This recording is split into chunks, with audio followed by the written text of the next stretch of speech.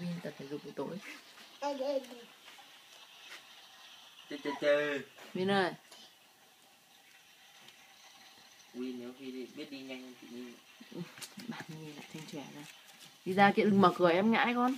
Đừng mở cửa em ngã. Không mà. Nhi đứng đấy thôi. Nhi đứng đấy thôi, cho em đang tập nhảy kìa. Nhi nhảy giống em kìa. Ui chinh.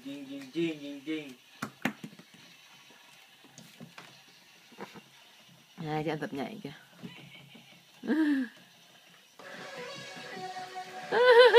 Win. Win ơi. Chân của Win làm gì vậy? Chân của Nhi làm gì thế? Đứng lâu chưa? Đi bám à? Đứng kiễng lên Nhi, thằng ngã với em nhá. Nhi Win kìa.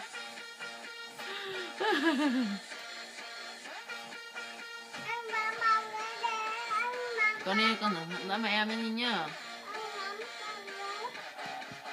Em đứng lên kìa. Em đứng lên kìa.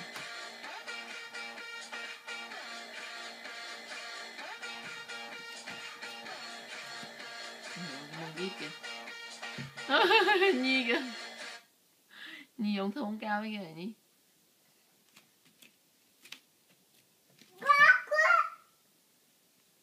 Win làm gì kìa.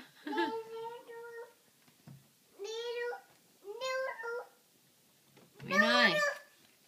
Win. Ôi da. Đau quá. Cố gắng lắm, lại đứng lên. Ê, cái mông của mình nhỉ. Win ơi. Win. Win. Win đứng lên. Rồi đứng kìa. Mông chồng lên kìa. Sức hút Nhi. Mông chồng lên kìa. Nhảy nhảy kìa. Mình nhảy.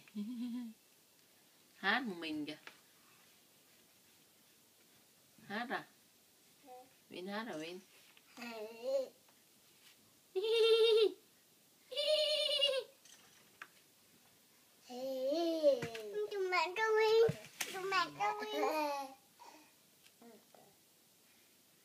Như ăn cơm cái gì hả Nhi?